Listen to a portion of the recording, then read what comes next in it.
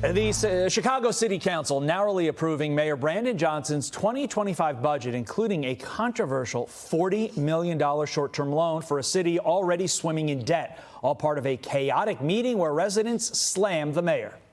You caused all this money to go to illegal immigrants. Anything that you all pass is not genuine. You have not protected the people of Chicago from invasion. He wants to pour a $40 million line of credit and put the city in even more debt. It's your fault that because you gave half the money to illegals. Chicago reporter William Kelly joins me now. William, you were inside that budget vote. How embarrassing was this for Mayor Brandon Johnson, even with the budget ultimately passing? Even after it passed, nobody applauded, Todd. As a lifelong Chicagoan, I love Chicago with all my heart. I'm not a Chicago basher, and I love those people.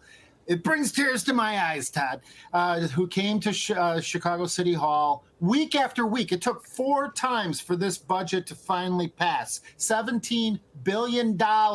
These real Chicagoans, they made their voices heard. They made it clear they don't trust Brandon Johnson, Mayor Johnson, with 50 cents. Okay, they know he's just going to spend that money on migrants and violent teenagers.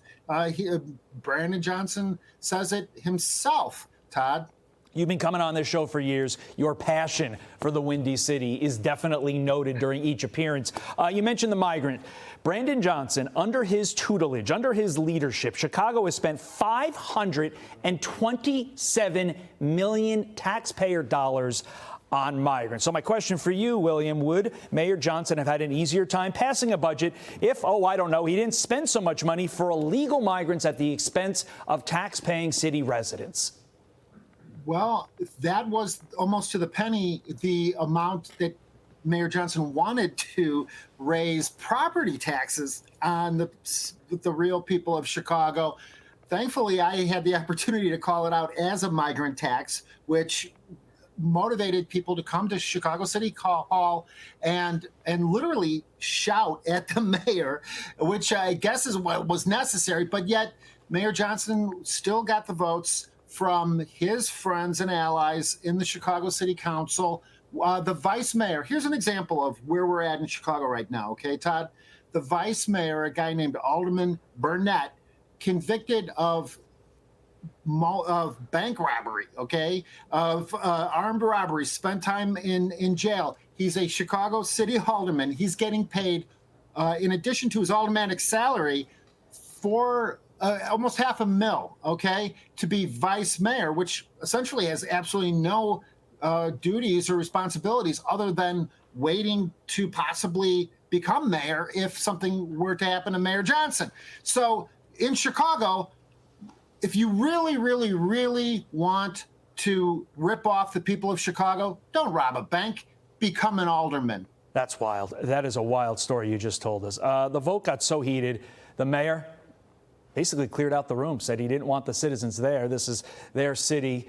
They get an opportunity to weigh in on this, and the mayor said, get out. Has Chicago finally reached the tipping point that so many cities and towns, and quite frankly, the United States of America reached in November with the vote, that they're finally going to vote out the Mayor Johnsons, the Mayor Lightfoots, and bring some sanity back to Chicago? Well, it's an old joke, Todd. Is Chicago ready for reform? And the fact is that it might just be, because we see this money going to migrants. I did some math myself, okay? Mayor Johnson has 100+ staffers. They're all making 6 figures. Many of them have become notorious as a result of, at William J. Kelly on X, videos where I literally have to chase them down the hallways of City Hall to talk to them. One of them in particular, Kennedy Barkley, is famous for saying F the pigs, okay? This is what I guess her #1 qualification for becoming a Mayor Johnson staffer, okay?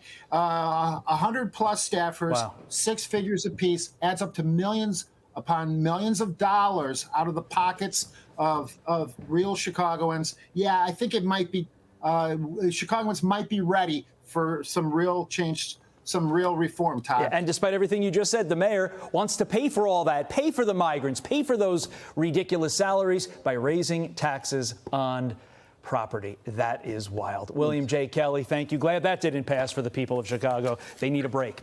As chaos erupts over far-left Chicago mayor's $40 million short-term loan in next year's $17 billion budget, forcing Brandon Johnson to clear the public twice in order to get it passed. Look at this. This meeting will stay in recess. I'm going to ask that the Sergeant at Arms clear every member of the public. Unbelievable. After 4 tries, the budget passed by 2 votes, while Johnson championed the spending package as a new way forward for the city. What's he talking about? Our next guest is one of the 23 aldermen who voted against the budget. Anthony Beale joins us now. Anthony, bring us inside the room last night. What was it like? Well, it was total chaos. When you look at everything that you saw just in that segment, it was just total chaos. And we're trying to pass a budget. We're trying to get real answers. We're trying to do what's right by the people of the city of Chicago. And we couldn't get real answers from the budget director. We couldn't get the right information we needed to make a good, educated decision on how to move the city forward. And we're still spending money, hundreds of millions of dollars on migrants. And we want to continue to fine and feed the people of the city of Chicago when we continue to spend hundreds and hundreds of millions of dollars on migrants. And there's no end in sight because he doesn't want to cooperate with somebody who can bring that number down by lessening the number coming in. In fact, they say in Chicago, the numbers you're giving under Brandon Johnson, the mayor, $527.5 million, let alone the inconvenience of seeing him in the airports and police stations and around. I mean, obviously people are fed up. Doesn't he hear this? Well, we would hope he would hear it, but it doesn't seem like he does. We've tried working with this mayor. It's about 15 or 16 of us who have been around and know the city and know the budget very well, and he won't even talk to us. He won't even entertain our ideas about trying to right-size the city of Chicago. We tried to right-size it. We tried, our budget is extremely bloated. We've increased our budget over $5 billion in the last 4 years. We can't sustain that type of growth. And so we tried to right-size it. We tried to have cuts and efficiencies. And this mayor totally ignored all of that and wants to just continue to spend money. So, Anthony, real quick, for people outside the city that don't look at the budget you see, what else are you spending things on that you shouldn't be? Well, when you see that the mayor, at the end of the day, he bought about 6 votes to get his budget passed. He gave aldermen letters that said, we're going to do certain things in your ward that should be getting done anyway, because it's the right thing to do. You shouldn't have to hold services back and hold things over people's head just to buy their vote. People are starving to get things done in their wards, and the mayor's holding services and goods over their heads in order to get their votes. And these people are so desperate to do something for their communities, they sold their vote very cheap. But it's almost like they have no options, right? It's incredible. It's not like your education system is booming and the recreational facilities are fantastic. They're not. Must be really frustrating. Continue to fight, Anthony. Thanks so much for joining us, bringing us inside the chaos. Thanks so much for having me. You got it. I'm Steve Ducey. I'm Brian Kilmeade. And I'm Ainsley Earhart. And click here to subscribe to the Fox News YouTube page to catch our hottest interviews and most compelling analysis.